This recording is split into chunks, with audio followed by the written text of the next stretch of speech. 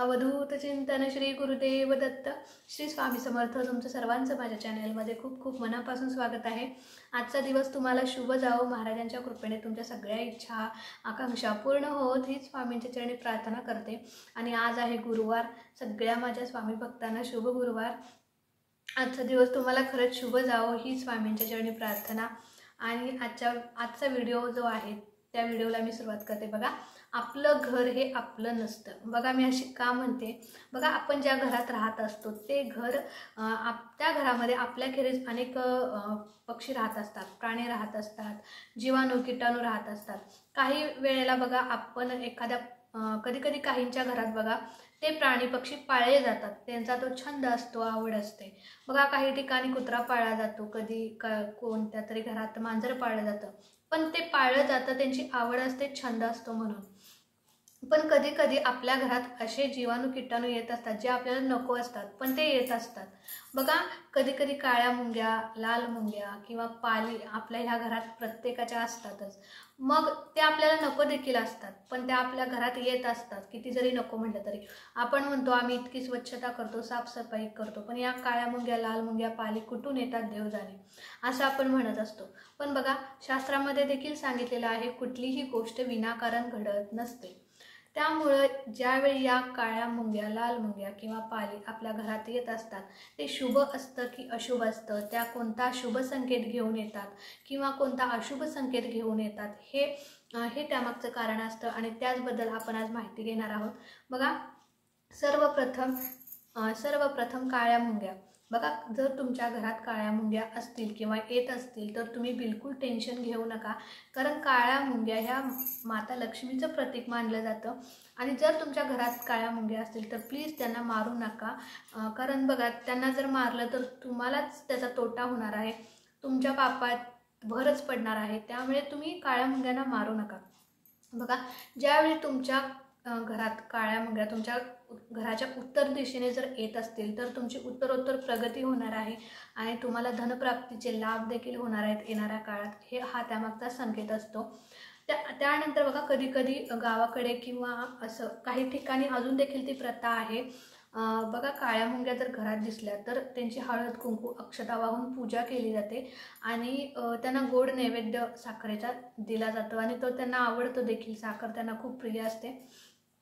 तर तुमच्या घरात जर काळ्या मुंग्या असतील तर तुम्ही प्लीज त्यांना मारू नका। तर तुम्ही म्हणाल आता या काळ्या मुंग्या धनप्राप्ती आहे किंवा लक्ष्मीचं प्रतीक आहे, मग आम्ही इथंच त्यांना घरातच ठेवून घेऊ का?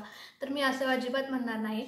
तुम्ही फक्त त्यांना मारू नका, मग त्यांना बाहेर कसं घालवायचं? बघा तुम्ही एक तुमच्या अंगणात किंवा घराच्या बाहेर एक गुळाचा खडा ठेवा किंवा थोडीशी साखर ठेवा। बघा त्या आपोआप त्यांच्या मार्गाने निघून जातील, त्या साखरेला जाऊन चिकटतील किंवा त्या गुळाला जाऊन चिकटतील आणि घराच्या बाहेर निघून जातील। बघा काळ्या मुंग्या ह्या उत्तर दिशेने जर येत असल्या तर तुमची उत्तरोत्तर प्रगती होणार आहे, हा त्यामागचा संकेत आहे। पश्चिम दिशेने जर येत असतील काळ्या मुंग्या, जर घराच्या तुमच्या पश्चिम दिशेने येत असतील तर पुढच्या येणाऱ्या काळात तुम्हाला प्रवासाचा योग आहे असं मानलं जातं। तर या काळ्या मुंग्या जर तुमच्या घरात असतील तर तुम्ही बिलकुल टेन्शन घेऊ नका, यामुळे तुम्हाला कोणताच अशुभ संकेत मिळणार नाही किंवा हे अशुभ लक्षण नाही। काळ्या मुंग्या घरात येणं हा शुभ संकेतच आहे। त्यानंतर लाल मुंग्या। लाल मुंग्या असं म्हटलं तरी आपल्याला अंगावर काटा येतो, आपल्याला खूप भीती वाटते। लाल मुंगी जर चावली तर आपल्याला खूप त्याचा त्रास होतो। बघा लाल मुंगी म्हटलं की कटकट, वाईट बातमी किंवा कटकट होणार आहे, हे त्यामागचा संकेत असतो। बघा ज्यावेळी तुमच्या घरात लाल मुंग्या येतात किंवा असतात, खरं तर मुंग्या येतात कुठून हा मोठा प्रश्न आहे। बघा ज्यावेळी तुमच्या घरात लाल मुंग्या येत असतील तर तुमच्या येणाऱ्या आयुष्यात किंवा पुढच्या काळात खूप मोठ्या समस्या येणार आहेत किंवा कटकटी होणार आहेत, वाद होणार आहेत, असं हा त्यामागचा संकेत असतो। म्हणजे नुसतं जर तुम्हाला लाल मुंग्या दिसल्या तर हा त्यामागचा संकेत असतो। आणि त्या मुंग्यांच्या तोंडामध्ये जर बघा अशा मुंग्या अशा रांगेने जात असतात आणि त्यांच्या तोंडामध्ये जर अंडी असतील किंवा तो पांढरा पदार्थ असतो, तुम्ही निरखून बघा, तुम्हाला दिसेल। ज्यावेळी त्यांच्या तोंडामध्ये जर तो पदार्थ असेल तर तो शुभ संकेत मानला जातो। ज्यावेळी नुसत्याच लाल मुंग्या दिसणं हा अशुभ संकेत मानला जातो, पण त्या लाल मुंग्यांच्या तोंडात जर अंडी असतील आणि त्या असं एकमेकांना टच करून जात असतील तर तुम्हाला एखादी धनप्राप्तीचे योग आहेत किंवा तुम्हाला एखादी आनंदाची बातमी मिळणार आहे किंवा माता लक्ष्मी तुमच्या घरात आगमन करणार आहे, हा त्यामागचा शुभ संकेत असतो।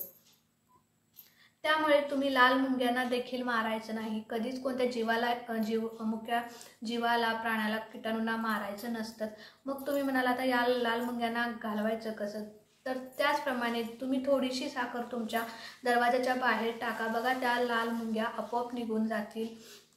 हल्ली आपण काय करतो, ते पावडर वगैरे केमिकल ड्रॉप्स असतात ते टाकतो आणि त्यांना मारून टाकतो, पण बिलकुल असं करू नका। थोडीशी साखर तुमच्या दरवाजाच्या बाहेर टाका किंवा गुळाचा खडा टाका, त्या आपोआप निघून जातील आणि घराच्या बाहेर देखील जातील आणि त्या गुळाला वगैरे चिकटून बसतील।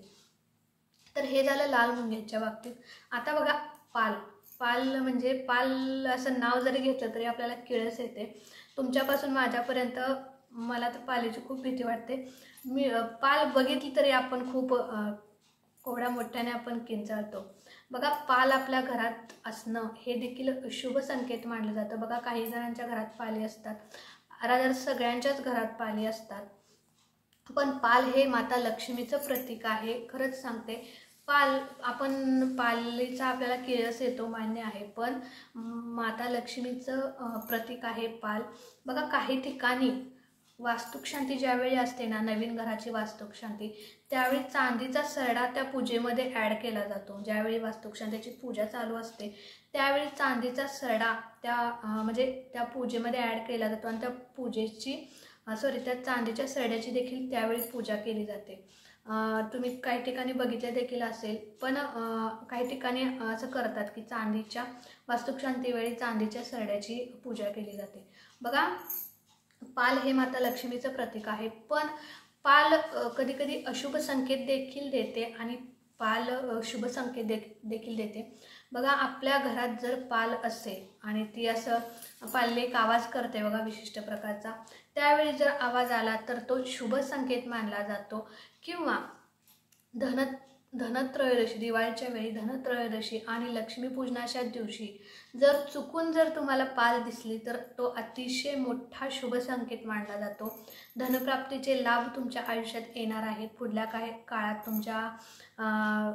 पुढल्या आयुष्यात तुमच्या धनप्राप्तीचे योग आहेत, हा त्यामागचा संकेत मानला जातो। कधी कधी बघा धनतेरस किंवा लक्ष्मी पूजनाच्या दिवशी चुकूनही कुणाला पाल दिसत नाही आणि जर चुकून कुणाला दिसलीच तर ते त्यांचं भाग्यच समजावं, कारण त्यानंतर त्यांना खूप धनप्राप्ती होणार आहे, त्यांच्या आयुष्यात धनप्राप्तीचे योग येणार आहे। हे झालं।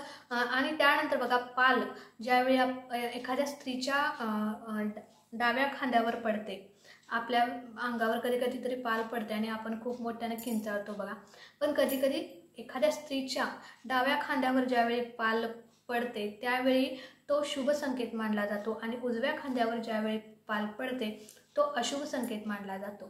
आणि एखाद्या पुरुषाच्या डाव्या खांद्यावरती जर पाल पडली तर तो अशुभ संकेत मानला जातो आणि उजव्या खांद्यावर जर पाल पडली तर तो शुभ संकेत मानला जातो। आणि ज्यावेळी स्त्री असो पुरुष असो कुणाच्याही डोक्यावर जर पाल पडली तर तो अतिशय शुभ लक्षण मानलं जातं किंवा शुभ संकेत असतो। माता लक्ष्मीचा आपल्याला कृपा आशीर्वाद मिळाला असा त्यामागचा संकेत असतो। त्यामुळं तुम्ही पालीला देखील मारायचं नाही। बघा कुठल्या विषाणू कीटाणूला आपण मारायचं नाही आहे। मग तुम्ही म्हणाला ताई पाल आपल्याला आमच्या घरातच ठेवायची आहे का, तर अजिबात नाही। बघा त्यासाठी म्हणजे मला माहिती आहे तेवढं मी तुम्हाला सांगते। ज्यावेळी आपल्याला पाल दिसते म्हणजे एखाद्याच्या घरात एखाद्या ठिकाणी नेहमीच पाल असते, त्या ठिकाणी तुम्ही बघा अंड्याचं जे टर्फल असतं ते तुम्ही लावू शकता, कारण त्याला ती भीते असं म्हणतात। आणि कांद्याचं टर्फल किंवा अंड्याचं टर्फल या दोन्हीपैकी तुम्ही लावू शकता तिथं, आणि त्यामुळे ती पाल आपोआप निघून जाईल। कांद्याच्या उग्र वासामुळे पाल तिथे राहत नाही असं म्हणतात आणि पाल निघून जाईल। तर हे तुम्हाला शक्य नाही झालं ना तर मोर ज्या ठिकाणी पाल आहे त्या ठिकाणी तुम्ही मोरपीस लावा। मोरपीस लावल्याने काय होतं बघा, त्या पालीला वाटतं की तो साप आहे आणि तिला असं वाटल्यामुळे ती भीते आणि तिथून निघून जाते, त्यामुळे मोरपीस देखील तुम्ही लावू शकता।